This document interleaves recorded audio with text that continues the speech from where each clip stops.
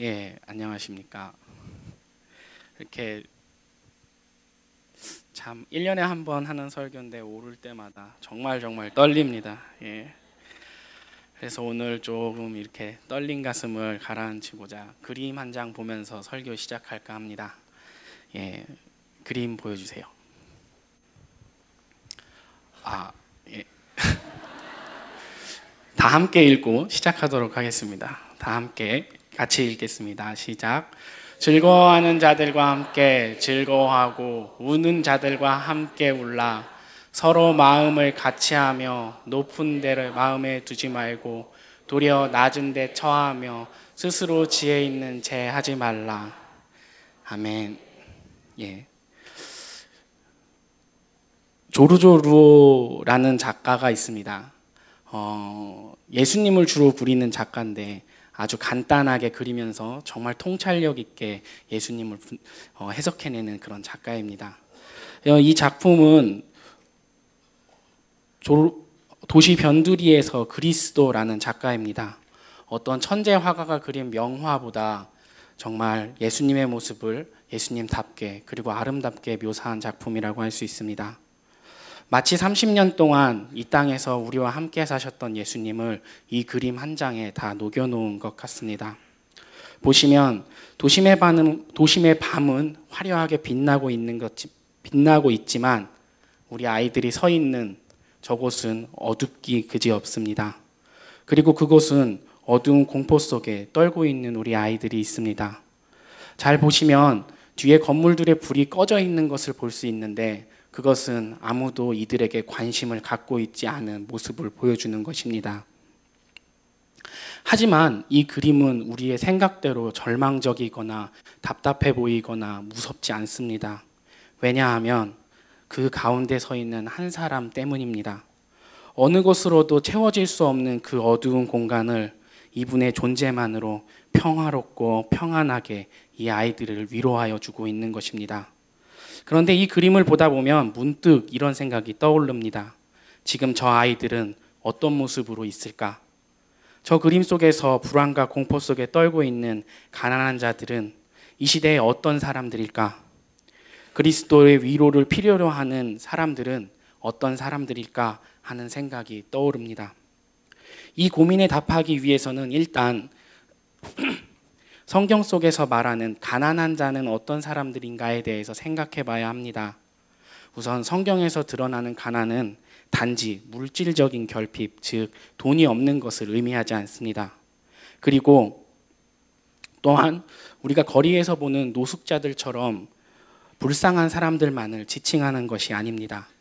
성경에서 말하고 있는 가난한 사람은 무엇인가의 결핍을 겪고 있는 사람, 물질적이거나 정치적이거나 종교적이거나 육체적 상황에 따라 결핍을 드러내는 사람들을 말합니다. 다시 말해 완전하지 못한 사람들을 말할 때 우리는 가난한 사람이라고 말합니다. 그런데 우리가 사는 이 시대 그리고 지금 이 한국 사회에서는 유독 가난에 처한 사람들이 있습니다. 그 어떤 기준으로 봐도 가장 연약한 사람들이 있습니다.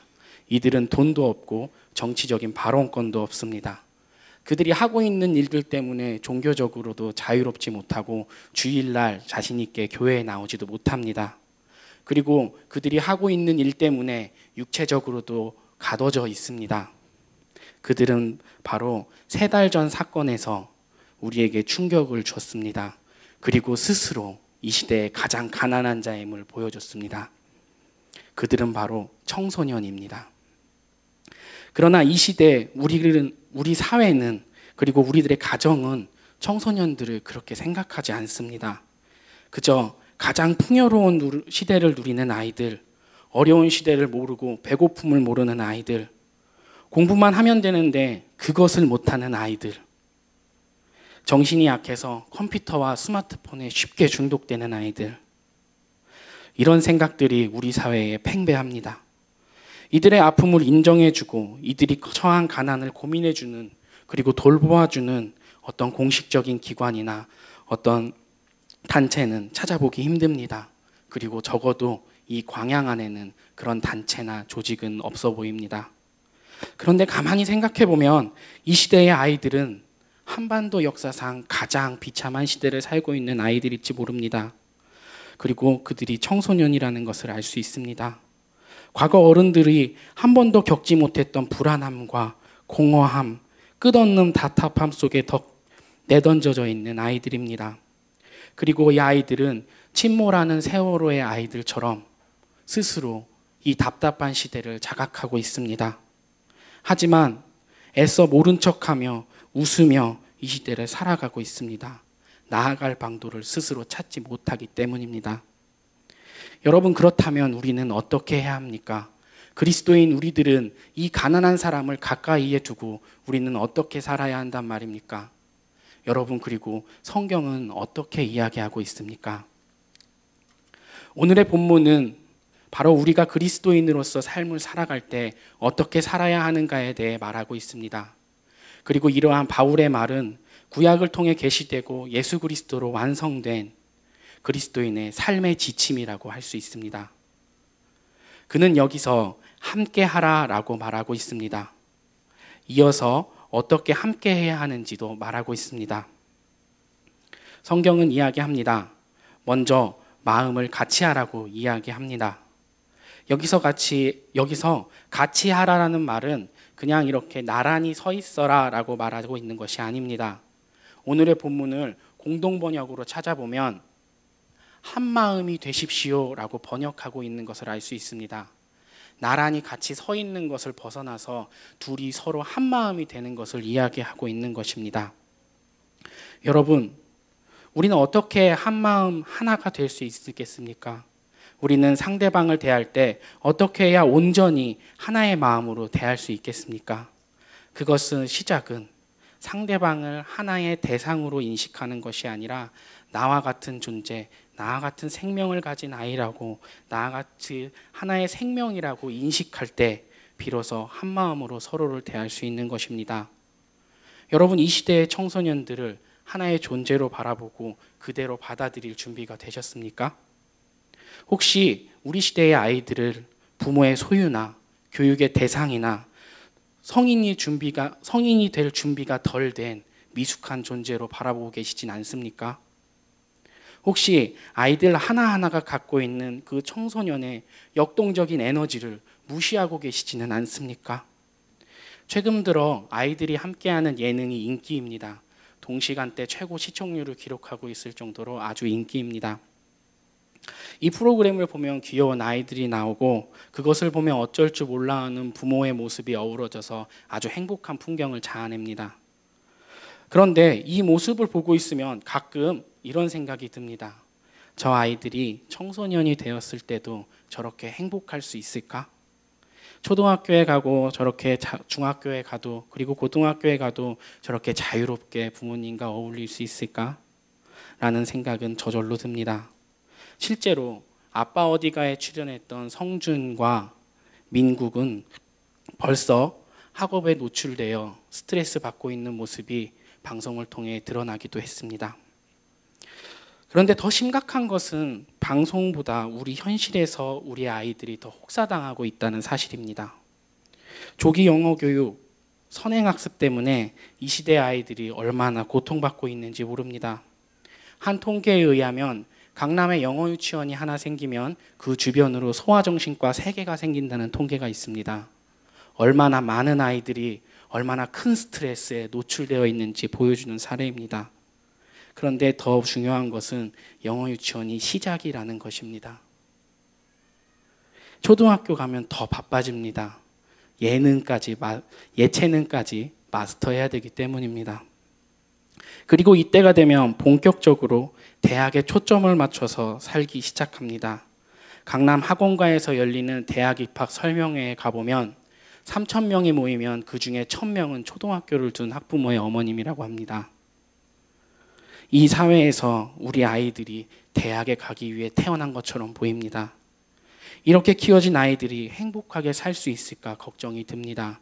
그리고 그들이 자라서 만든 사회가 건강한 사회로 유지될 수 있을지 걱정이 듭니다.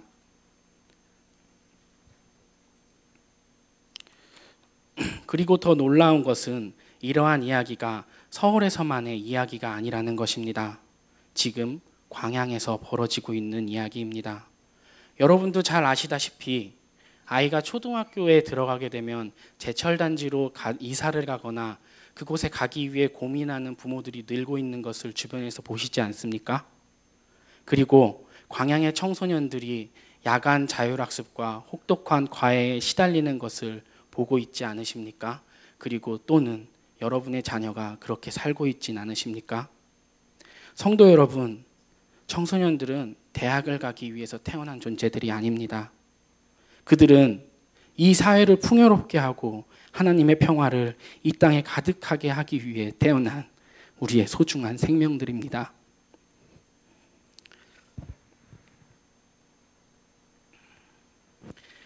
우리의 아이들이 엄마의 뱃속에 있을 때를 기억하여 보시기 바랍니다. 얼마나 사랑스럽게 그 아이들을 품으셨습니까? 얼마나 많은 기대를 가지고 얼마나 많은 꿈을 꾸고 그 아이들을 품으셨습니까? 그리고 이 아이는 얼마나 특별한 이야기를 가지고 이 세상에 태어났습니까? 여러분, 그때의 순간은 잊지 마십시오. 누가복음 2장 19절에 보면 마리아가 예수님을 품었을 때의 이야기가 나옵니다. 그리고 마리아는 그 순간을 잊지 않았다고 기록하고 있습니다. 예수님이 그랬듯이 우리의 아이들, 이 시대의 청소년들도 하나하나가 특별한 이야기를 갖고 태어난 소중한 생명들입니다. 그 아이들을 하나의 존재로 여기고 각자의 달란트를 갖고 있는 하나님의 소중한 자녀로 여길 수 있는, 그리하여 그들이 하나의 생명으로 돌볼 수 있는 그리스도인이 되시기를 기도하겠습니다. 그리고 이어서 함께하는 것이 어떤 것인지 성경은 또 말하고 있습니다. 높은 데 마음을 두지 말고 도리어 낮은 데 처하며 스스로 지혜 있는 채 하지 말라라고 말합니다. 그리고 공동 번역을 보면 오만한 생각을 버리고 천한 사람들과 사귀십시오라고 번역하고 있습니다. 이는 내가 갖고 있는 완고한 생각을 버리라는 것입니다. 그리고 가난에 처한 사람들과 사귀라는 말입니다. 우리는 종종 인간관계를 맺을 때 내가 갖고 있는 완고한 생각을 다른 사람에게 주입할 때가 있습니다. 그리고 그런 행동들을 하게 되면 사람과 사람 사이에는 자연스럽게 벽이 생깁니다. 특히 이런 일은 나보다 못하다라고 판단이 될 때 두드러지게 나타납니다. 그리고 우리 아이들과의 대화 속에서도 이런 모습은 자주 나타납니다. 혹시 청소년이나 아이들과 대화를 하실 때 그게 아니고 내가 생각할 땐 말이야, 또는 아빠가 생각할 때는 말이야, 이런 표현 쓰신 적 있습니까? 그리고 이야기를 하다 안 되겠다 싶어 쓸데없는 소리 하지 말고 방에 들어가서 공부나 해라, 이런 말 하신 적 있으십니까? 이런 말들은 할 때 보통 우리는 청소년들에 대해 오만한 생각을 하게 됩니다. 내가 살아온 경험에 비춰보면은 네가 하고 있는 생각은 아니야. 내가 알고 있는 지식에 비춰보면 네가 생각하고 있는 건 틀려 라는 생각이 마음속에서 이미 자리 잡고 있기 때문입니다. 그런데 이런 대화는 때로는 실수가 되기도 합니다. 우리 김건모의 마이 선이라는 곡을 한번 같이 들어보겠습니다.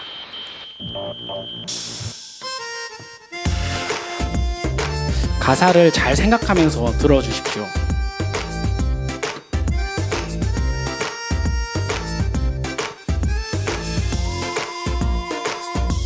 나 어릴 적 우리 엄마 매일 하신 말, 이 다음에 커서 뭐들 하고 그러니, 존경받는 의사 변호사가 되려면 그만 놀고 방에 들어가 공부 좀 해라.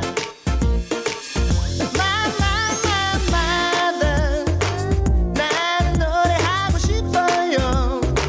스티비 원더 비지스처럼 노래할래요.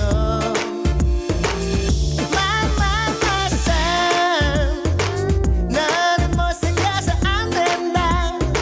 쓸데없는 꿈 꾸지 말고 공부나 해라. 우리 아빠 엄마 몰래 방에 들어와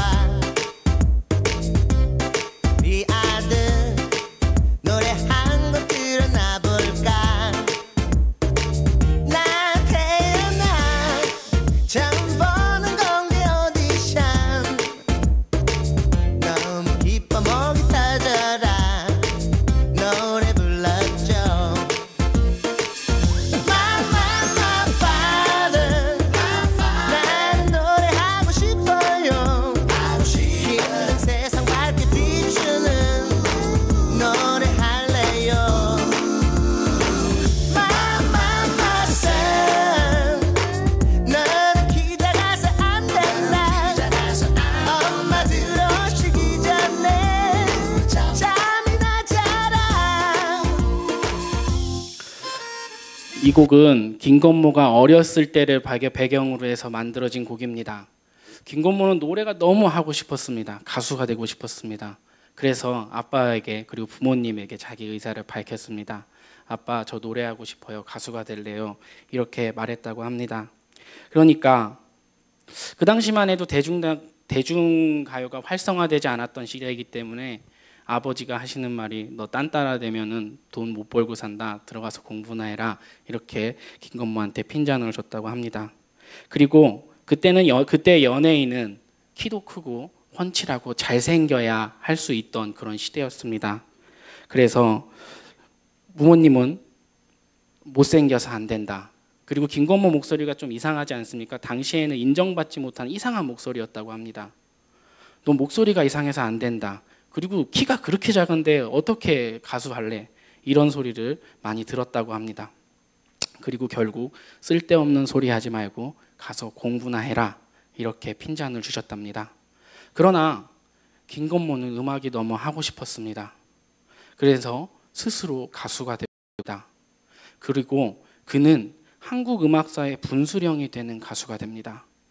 이 김건모 이전의 시대와 김건모 이후의 시대로 나눌 수 있는 그런 사람이 되는 것입니다. 김건모는 대중가요의 시대를 열고 댄스 음악의 시대를 열어놓습니다. 그리고 흑인 음악을 한국적으로 바꾸어 부르는 선구자가 됩니다. 그가 갖고 있는 수많은 기록들은 앞으로 어떤 가수도 범접하기 힘든 기록으로 남아 있습니다. 그리고 김건모 이후로 못생긴 사람이 연예인이 될 수 있는 시대가 열립니다. 이 일화는 우리에게 큰 깨달음을 줍니다.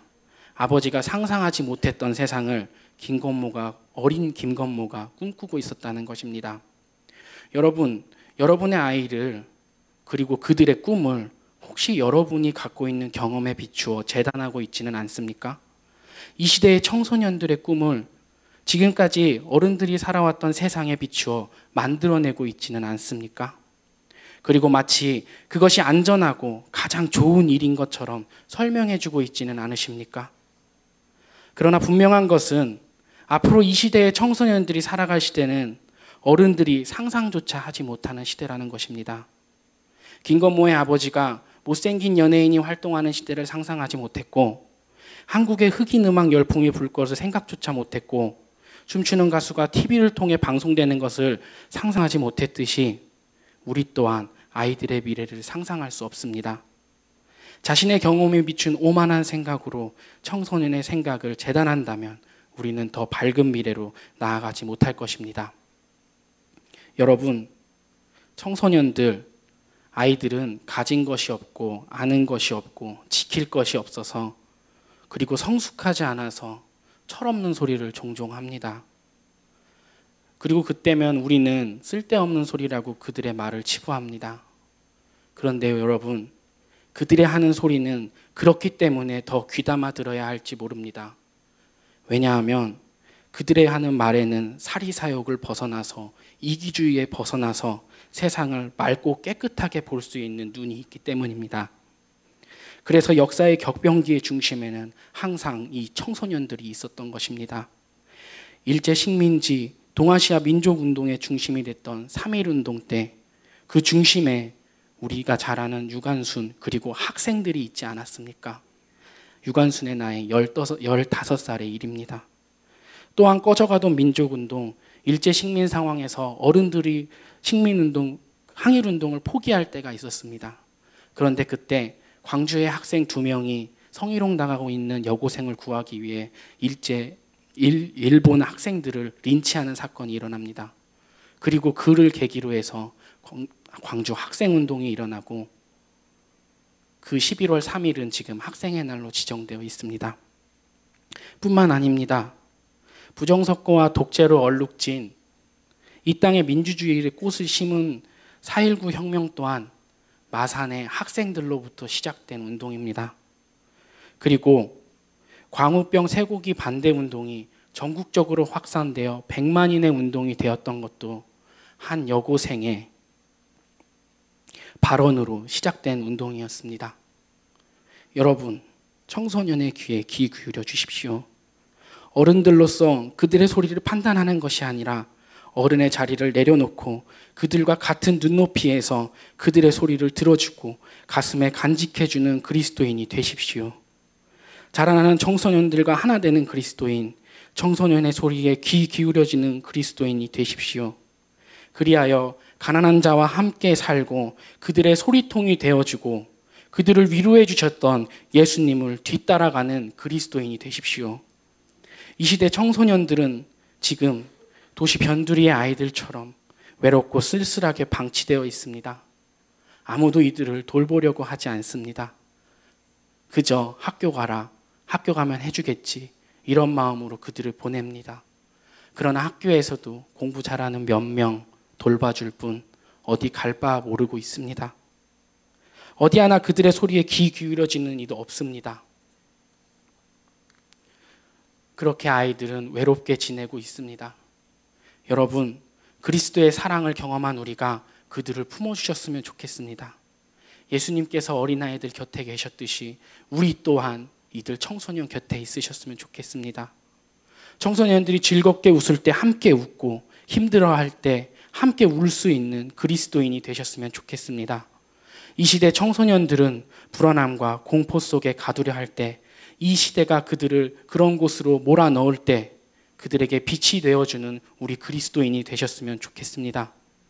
그리하여 이 절망의 시대에 그리스도 청소년들이 가정에서 사랑을 누리고 사회에서 행복을 찾고 이 시대에 희망을 선포할 수 있는 참 그리스도인으로 성장할 수 있기를 기도해주고 함께해주는 그리스도인이 되시기를 기도하겠습니다. 기도하겠습니다. 절망의 시대, 무엇 하나 평안한 것이 없는 이 시대에 평화를 말할 수 있고 무지갯빛 꿈을 꿀 수 있는 것은 빛이 어둠을 이기고 진리만이 살아남아 내일로 향하는 것이 하나님의 섭리임을 알기 때문입니다. 그리고 그런 죽어가는 우리를 하나님께서 당신의 소중한 아들의 핏값으로 우리를 살리심을 알기 때문입니다. 하나님, 이제 우리가 하나님께서 우리에게 부어주셔서 우리가 알게 된 그 무한한 사랑을 다음 세대에게, 우리의 미래에게 전하려고 합니다. 이 시대의 가장 낮은 곳에서 세상에 주는 공허함과 막막함과 절망과 싸우고 있는 저들에게 참 빛을 전달해 주는 그리스도인이 되게 하여 주옵소서. 예수님께서 우리에게 오셨듯이 스스로의 자리를 버리고 저들과 호흡하기 위해 먼저 낮아지는 우리가 되어 이 시대의 청소년들과 한마음으로 사는 그리스도인이 되게 하여 주시옵소서. 그리하여 우리가 저 침몰하는 청소년의 배의 구조자가 되게 하시고 그들을 희망의 바다로 이끌 수 있는 인생의 선배들이 되게 하여 주시옵소서. 주님, 우리를 불러주시고 이렇게 모아주셔서 감사합니다. 이제 흩어져서 자리로 돌아갈 때에 주님께서 함께 하셔서 우리를 건강을 지켜주시고 희망차 한 주를 보내게 하여 주시옵소서. 절망을 노래하는 세상에서 희망을 노래하는 그리스도인으로 살게 하여 주시옵소서. 이 모든 말씀 예수님의 이름으로 기도드렸습니다. 아멘.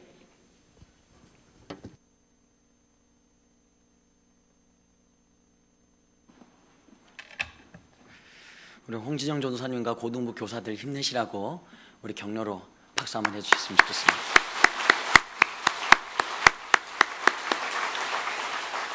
교회 소식은 주보를 참조해 주셨으면 좋겠습니다. 영유아부와 유치부 성경학교를 잘 마쳤고요. 그리고 이번 주에 금요일부터 아동부 성경학교가 시작됩니다. 많은 기도와 관심, 그리고 물질, 그리고 헌신이 필요합니다. 많이 도와주셨으면 좋겠습니다. 이충희 집사님 모친 송현자 권사님 시모님께서 하나님의 부르심을 받으셨습니다. 예배 후에 분당 서울대병원으로 출발합니다. 드려진 예물을 위해서 함께 기도하겠습니다. 하나님 아버지, 감사합니다. 하나님의 은혜에 감사하며 구별하여 예물을 드립니다. 이 예물을 기뻐 받아 주시옵소서. 이 예물이 쓰여지는 곳곳에 전쟁과 폭력이 멈추고 하나님의 평화가 선포되며 갈등과 분쟁이 그치고 주의 사랑이 넘쳐 하나님의 나라가 이루어지게 하여 주옵소서. 세대와 세대가 하나님의 꿈을 품는 그러한 교회, 특별히 미래의 주인공들인 우리 교회 학교 아이들과 청소년들이 하나님이 주신 꿈을 품고 재능을 갈고 닦으며 내일을 바라보고 나아갈 수 있도록 힘과 용기를 주는 광양대광교회가 되게 하여 주시옵소서. 예수님의 이름으로 기도드리오며 지금은 우리 주 예수 그리스도의 은혜와 하나님의 사랑과 성령의 교통하심이 아버지의 이름을 거룩하게 여기며 거룩한 진리의 말씀을 행하며 향기되는 삶 살기를 원하는 모든 주의 백성들과 교회학교 교사들과 아이들과 청소년들 위해 영원히 함께 하시기를 간절히 축원하옵나이다. 아멘.